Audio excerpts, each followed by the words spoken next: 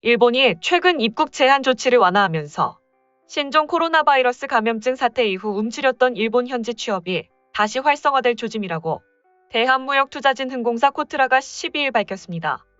코트라에 따르면 많은 인원은 이미 일본 기업에 최종 합격했습니다. 그러나 지난 2년간 일본 정부의 입국 제한 조치로 인해 국내에 대기 중이던 인원은 지난해 말 기준 약 200명에 이르렀습니다. 이 중 81명이 올해 3월 일본 정부의 입국 제한 완화 이후 일본 입국과 입사를 마친 상태라고 코트라는 전했습니다. 일본 정부는 지난 3월부터 관광을 제외한 비즈니스, 취업, 유학 등 목적의 비자 발급을 재개했습니다. 아울러 이달부터 하루당 입국 가능 외국인 수를 1만 명에서 2만 명으로 늘렸습니다. 저출산 고령화로 구인난을 겪는 일본은 유효구인 배율은 2013년 12월 이후 1 이상을 유지하고 있고 코로나19 사태 이후에도 1.23배를 기록하고 있습니다. 코트라는 특히 IT 업종에 일본의 유망 취업 분야라고 전했습니다. 인공지능 AI, 빅데이터 등 산업 변화에 대응해 IT 인력 확보에 나서는 일본 기업이 늘고 있지만 일본 대학 등에서 배출되는 기술 이공계 인재는 적은 편이어서입니다. 아울러 자동차 부품 중심의 제조업 등 일본이 강점을 지닌 전통 산업, 이달부터 해외 관광객의 입국이 허용되면서 관광, 호텔 소매업 등의 서비스업도 취업 유망 분야입니다. 김삼식 코트라 일본 지역본부장은 일본에는 양질의 일자리를 제공하는 기업들이 많아 한국 구직자들의 취업 기회가 충분하다고 말했습니다. 이어 일본 시장의 특성과 트렌드 변화를 반영한 취업 지원 행사를 정기적으로 개최해 한국 청년들의 일본 취업을 적극적으로 지원하겠다고 말했습니다. 코트라는 오는 8월 일본 지역 4개 무역관의 합동 취업 행사인 일본 온라인 잡페어 여름 행사를 개최합니다.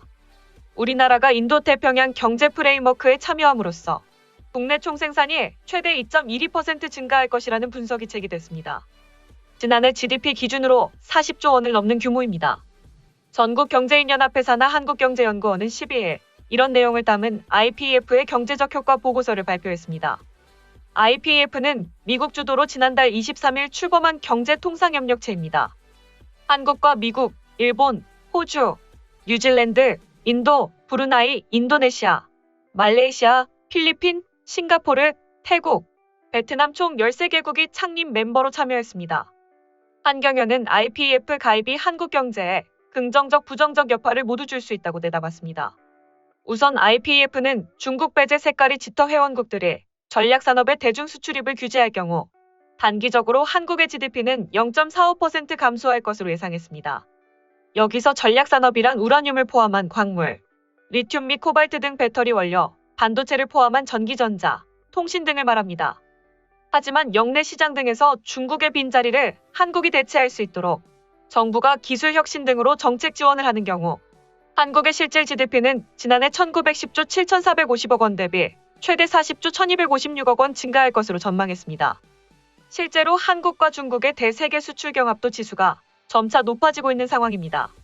지난해 한국무역통상연구원은 화학, 일반기계, 자동차, 전기기계 등이 속한 중고위 기술 산업 분야에서 한국과 중국의 대세계 수출 경합도 지수가 2011년 0.347에서 2021년 0.390으로 0.043포인트 상승했다는 연구 결과를 발표한 바 있습니다. 중장기적으로는 중국이 보복 조치에 나설 경우 한국의 GDP 증가폭은 최대 1.17%로 축소할 것으로 예상됐습니다. 이때 정부 지원이 없다면 GDP는 최대 1.61% 줄어들 것으로 추정됐습니다.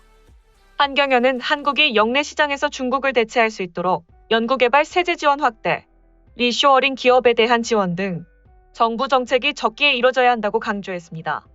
조경엽 한경연 경제연구실장은 전략산업 분야의 대중국 수출입 제한이 예상되므로 IPEF 가입을 계기로 산업 경쟁력 강화와 역내 수출 투자 촉진을 위한 적극적 지원 정책이 마련돼야 한다고 말했습니다.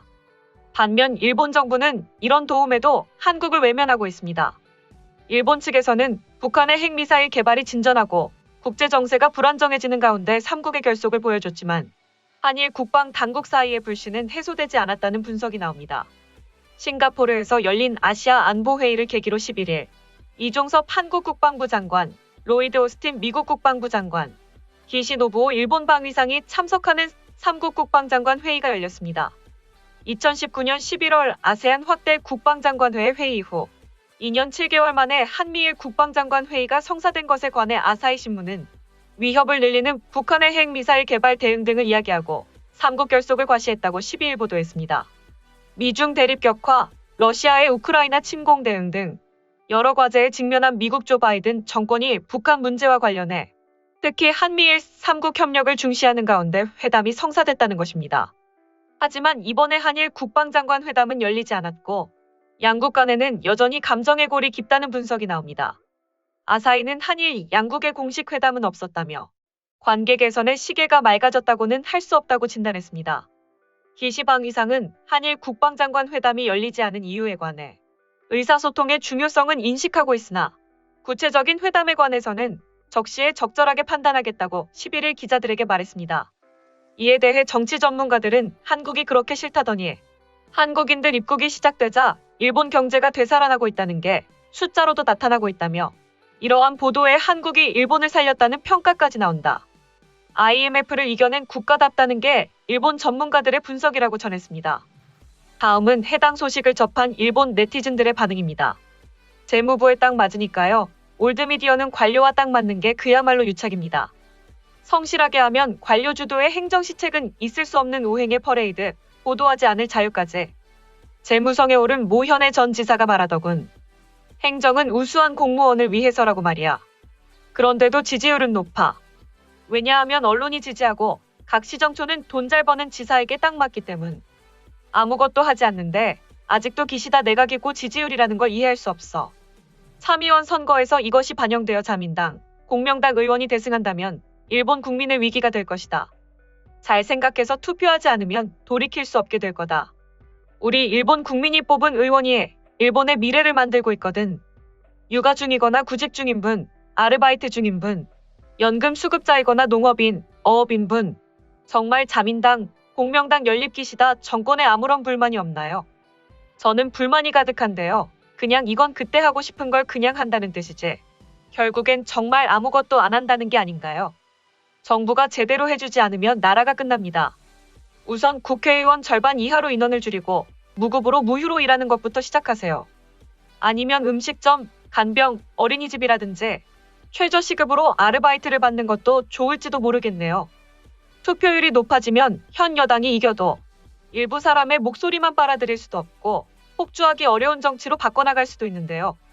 어차피 뭐 무슨 말을 해도 젊은이들은 선거 참여를 하지 않을 거고 그러면 정치인들이 자기들 형편밖에 못 보게 되는 건 당연하죠. 국민을 위함이 아니라 시켜서 하는 듯한 정책을 미디어에서 구사해 포지티브 변환하는 수법이 눈에 띄기 시작하고 스폰서 사정에 저항하는 것이라면 일강 정권이라도 찌그러뜨리는 것이 제2차 아베 정권부터 간 정권을 통해 확연히 드러났나 싶습니다. 이제는 아무것도 하지 않는다는 것조차 결코 쉽지 않은 상황에 처해 있음을 국민도 피부로 느끼고 있는지도 모릅니다. 이 정권에 대한 지지율이 높은 것은 일본인의 사고까지 고령화하고 있다는 방증. 아무것도 하지 않는 것이 행복이라고 생각하는 사고, 매우 위험하다. 지금은 좋을지 모르지만 몇 년이 걸리든 틀림없이 충격이 온다. 그 시기가 지금의 아이들 세대라는 것을 잊어서는 안 된다. 지금 어른들은 미래의 아이들을 희생하며 살고 있다. 기시다 씨의 지지층은 고령의 여성이 안반, 즉 성장보다 안심이다. 일론 머스크가 일본은 저출산 고령화로 소멸한다고 지적하고 있지만 그럼에도 정말로 30년에서 40년 후의 국가상을 대국관 있게 생각하는 정치인은 없겠지요. 간 전 총리는 하루 100만 회 이상 백신 접종을 달성하고 후쿠시마 처리수 문제, 휴대전화 가격이나 섬뜩한 대학 교수들의 학술회의 단호 거부 등 할 일을 했지만 지지율은 계속 떨어졌습니다. 소식 마치겠습니다. 오림박스는 내일도 최선을 다하겠습니다. 감사합니다.